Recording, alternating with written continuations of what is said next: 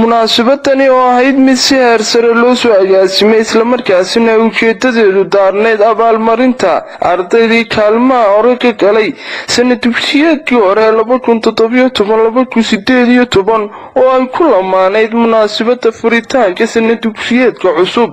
ee dugsiga sare Al Aqsa Secondary School ee magaalada Boorama ayaa maanta lagu qabtay isla barxadda dugsigaasi. ugu horreyn waxaa munaasabadaasi ka hadlay maamulaha dugsiga sare Al Aqsa Secondary School ee magaalada Boorama Professor Axmed Xasan Nuur. xafladda saaka waxay daaran tahay soo hore idigu sheegay Cabdilaahi Ustaad Arday inaan guddoonsiino kaalintooda dhigno darajada ay leeyihiin iyo weynaynta ay leeyihiin iyo sharfinta ay leeyihiin aan siino ardayda soo dadaashay ee guntiga dhisha isaga dhigtay ee maanta soo gaadhay inay noqdaan ardayda hogaaminaya fasalladii ay ku jireen runtii hoggaanka u qabtay inta hoggaanka ku soo daba xigtay pointiyada lagu sageynayna waxa la tartan gool oo furan yahay waa inoo semesterka dambe insha Allah. sidoo kale waxaan soo dhaweynaa sanad dugsiyeedka cusub ee noo bilaabmayna waan furaynaa bishii koowaad kaga jirno inuu isagna noqdo sanad dugsiyeed imtixaanka foofoorka baxay sugeynaa noqdo kaalmaha muglaan ka galno sidoo kale insha Allah taala iskuulku noqdo isbedel horumar leh sanadkan cusub aan galnay insha Allah taala isagna waa qorsheena ku furayno ilaa inaan ka baryayna inooga yeelo mid horumar iyo talaabo qabad leh aan insha Allah taala ku guuleysano. waxqabadkii runtii haddaan iyar dugsiga dib ugu noqdo waxaa ku jiray 16 fasal min form 1 ilaa form 4 min 4 fasal marka laga reebo 4 fasal ee form 4 ka u baxay oo 200 arday ku dhawaa waxaa jooga 14 marka laga jaro 12 fasal kale ayaa saaka ardayda halkan min 3 arday ugu horeeyay waa 36 arday ayaa saaka abaalmarin ka qaadanayo 16 ka 12 ka mid waa scholar 12 ka mid waxay ku guuleysteen semesterka inay scholar waxbarasho bilaash oo dugsiga siinayo galaas walba ardayga ugu horeeyay semesterka aan ku jirno oo ka kooban 5 bilood insha Allah taala 5 bilood waxay ku dhigan doonaan waxbarasho bilaash ay leeyihiin waa fursad markaa shaqadoodii iyo waxqabadkooda abaalmarinta ku siinayno sacab ay leeyihiin ardaydaasi abaalmarinta runtii kaalta gaar sidoo kale kuwa ku xigo kaalinta labaad iyo kaalinta saddexaad soo galay oo iyagna moogta abaalmarinta saana ka qaadan doona waxaan rajaynayaa in tartanka adkeeyaan 5 bilood kadib ay tartanka soo gali doonaan insha Allah taala hadii la idiga sii xajistana waa nasiibkiin haddaad ka qaadataana waa nasiibkiin iyo inta ka dambaysaba tartanka aad leedihiin waa iskuulka runtii bilicdiisa alxamdulillah waxqabadka sanadkan sida qorshaha noogu jiray intii Ilaahay subhanahu wa ta'ala awood noo siiyay waxaan wax ka qabanay inaan xoogaa bilicda dugsiga gudihiisa marka la joogo aan wax ka bedelno sidoo kale deyrka dugsiga oo runtii deyr aad u dheer ah oo 100 mitir dhanka ah dhanka kala moogtay waxa ilaa 98 inta u dhaxaysa inaan deyrkiisa runtii kor u qaadnay oo 3 xabo jaajura aan saarnay laga soo bilaabo cidhifkaas ilaa laga gaaro cidhifkiisa bari koonfureed dhanka bari oo kaliya taa dhan oo 60 mitir ah marka dhankaana waanu yar nasanayna insha Allah taala waad aragtay runtii bilicda soo kala albaabka iyo dhammaan kalarka iskuulka wax ka bedelay xagga rajeynta kuraasta dugsiga taala dhamaantoodan wax ka bedelay iyo dib u habaynay oo qurxinay kuraas cusub oo 100 kursi ah oo dugsiga ku soo kordhinay oo nooca ugu qaarsan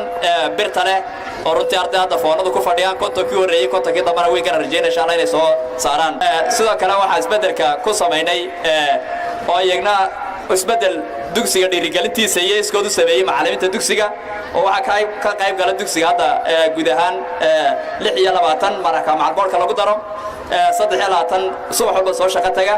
iyo 3 boolka guud ka tirsan waxa master ah ilaa hadda 12 ka mid ah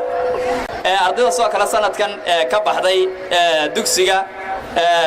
iskoolaro badan baa sanadkan jiray oo ay ka mid ahaa Malaysia oo ka mid ahaa Turkiga oo ka mid ahayd Suudaan iskoolarkii Suudaan shantii shan la soo sheegay waqooyiga oo dhan laba dugsi baa ku guuleystay oo dugsiga sare Al Aqsa oo hal arday ka helay free scholarship iyo dugsiga Nuuruddin oo hal arday oo free scholarship ka helay dhammaan dugsiyadii kale Somaliland waxay ka heleen scholarship part time ama lacagta wax laga dhaafayo oo Al-Aqsa laba ku leedahay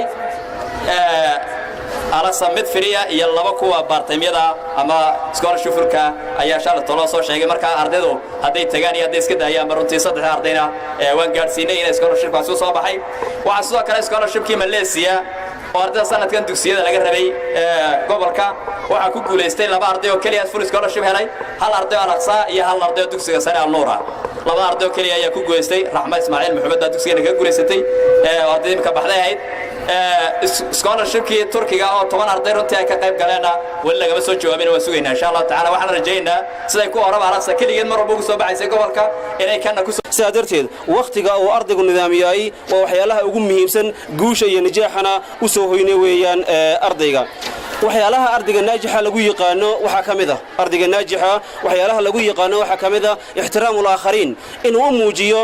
dadka uu la joogo iskuulka macallimiintiisa iyo ardaydaba maamulka dhammaantood inuu muujinayo ixtiraam waayo ixtiraamku waxa weeye mutabaadil oo wax la kala bedeshay weeyaan cidda qofka markaad ixtiraamto adigana intaad ixtiraamtay in leeg ayuu qofku ku ixtiraamaya saadarteed ardayga naajixa waxa lagu yaqaanaa in uu maamulkiisa macallimiintiisa iyo ardayda uu la dhiganayaba ixtiraamo markaas uu noqonaya ardaygu naajixu noqonaya waayo dad haday meel isugu yimaadiin lama waayayo hirdan lama waayayo isjooji lama waayayo dulqaad fara badan buu la imanayaa ixtiraam buu ardaygu la imanayaa waayo hadaf buu socdaa ah in uu guul ka gaadho meeshan saadarteed ayaa waxa uu muujinayaa ixtiraam isagoo ka soo bilaabay ixtiraamka guriga uu ka soo baxayo ee labada waalid ay joogaan iyo cidda ka mas'uulka iyo bulshadaasi uu soo dhaxmarayo si uu markaa isaguna u noqdo qof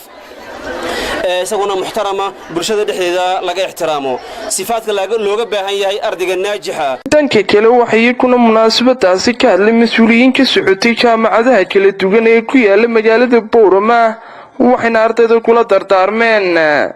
horta runtii waxa ardaydu mudan yihiin halkan dheer oo maartay mustaqbal ayaa meesha maartay ay raadinayaan mudana soo socday maanta secondary soo gaaray halkankaas wuxuu ku lagoobi karayaa dadaal iyo dadaal la joogteeyo sidii maartay halkan tagi warsay maamulka ka sheegeen dadaalku wuxuu ku fiican yahay successive reading ardayda waxaan leeyahay hal qodob oo si guud ah ardayga waxa tahay maxaa ku dhacay safiirka Dugsiga Al Aqsa ee maanta iyo bariba anu waqti maxaa ku dhacay arday baan ahaa maantana maxaa ku dhacay hadda waxa ka soo daa maxaa ku dhacay jaamacadda Camud sidaa darteed waxaan wax yar oo kooban idin lahaa ardayda in wax la barto inay waxa ugu muhiimsan oo qofku inuu cilmi barto oo cilmigaasi ku dadaalo cilmiguna uu noqdo mid Ilaahay ku dhaweynayo alla kugu xidhaya marka waxaynu baranayna mar walba inaynu isku dayno inaynu alla ugu dhawaano inaynu akhlaaqdeena oo ka muuqdo shaygaas ayo Dugsiga Al Aqsa waxa weeye dugsi wuxuu ahaa runtii cariiqa waa dugsigii ugu horeeyay ee la furo burburka kadib wadankii Soomaaliya uu burburay dugsigii ugu horeeyay la furo ahaa waxaan marxaati ka ahay dugsiyada saas ugu horeey jiray saakana halkan maamulku wixii jaysay ugu dambeyn waxa munaasabadaasi soo afmeeray gudoomiye ku-xigeenka wasaaradda waxbarashada iyo sayniska ee gobolka Awdal mudane Aadan Faarax Maxamuud aad iyo aad baad u mahadsantihiin waana hambalyeynaa xafladda saaka oo ku suntan in hadiyad la guddoonsiiyo ardaydii ka soo qayb gashay